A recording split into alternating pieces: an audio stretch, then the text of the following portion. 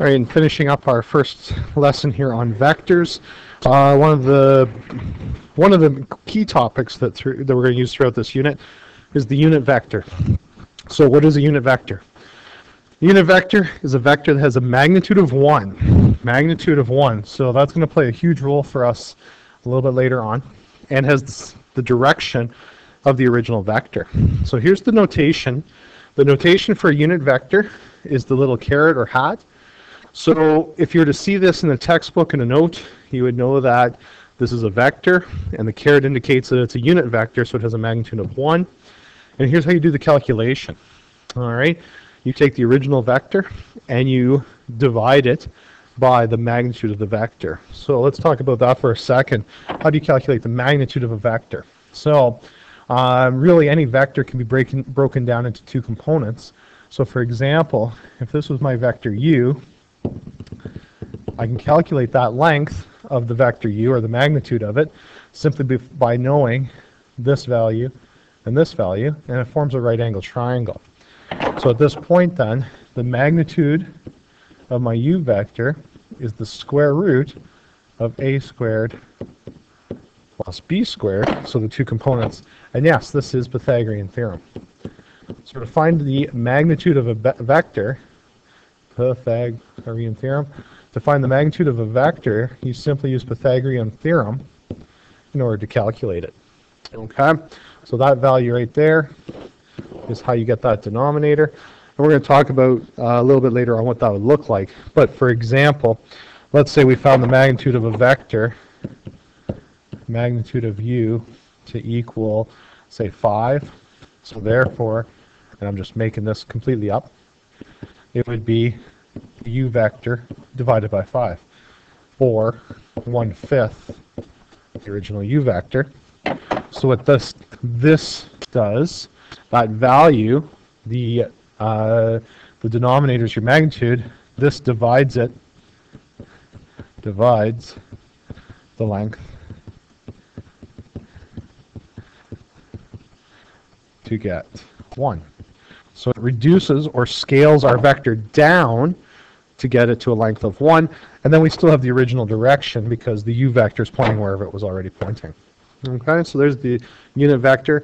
You're going to see the application of it a little bit later on. That's not the only note on it. It comes up again and again. So examples: list all equal vectors in the given diagram.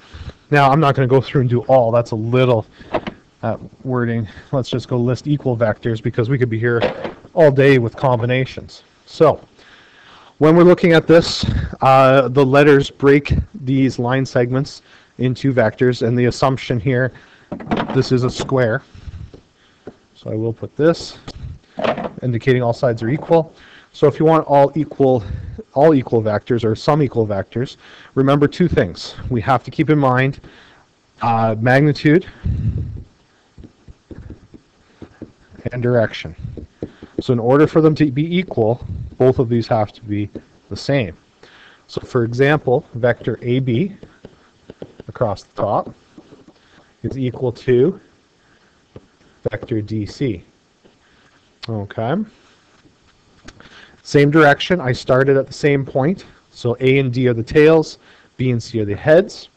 I could have also said that vector AB is equal to vector CD, but because I started at the C and went toward D, it's in the opposite direction, so I can put a negative sign in it to indicate that it's backwards. So those are correct.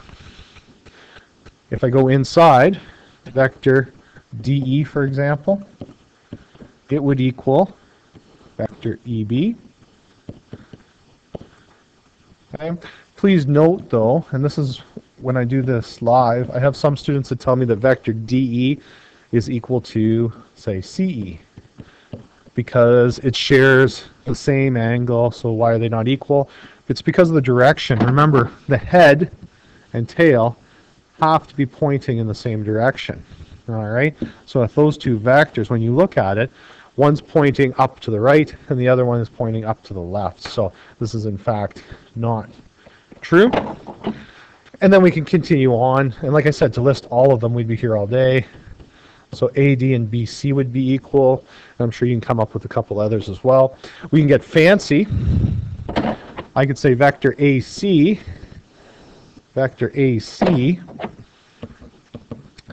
is equal to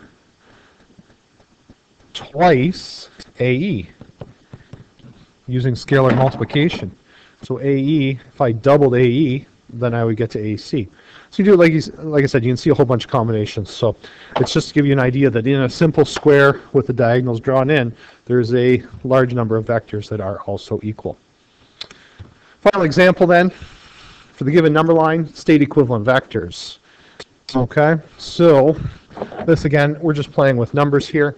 So for example, if I take vector AB, which is a length of 3 units, what could it be equal to?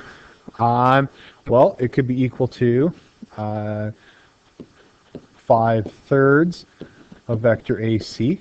So AC has a length of 5.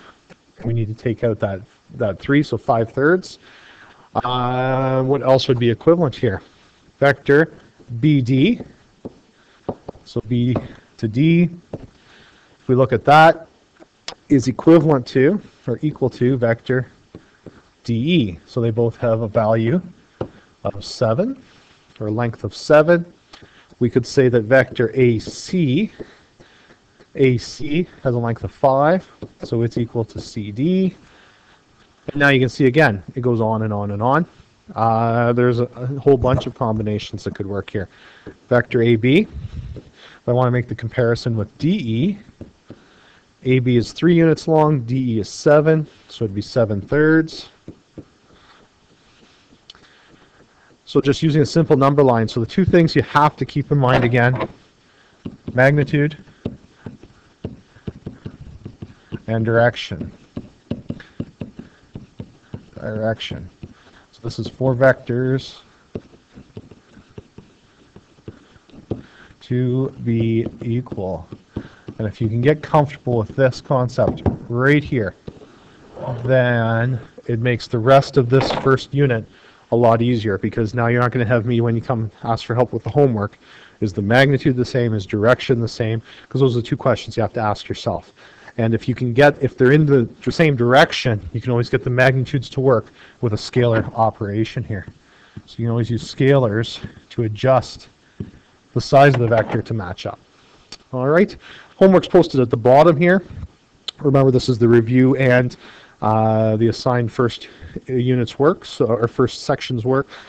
So there is, this would normally take or span over 2 days. So keep that in mind when you're going through and doing the work. Good luck.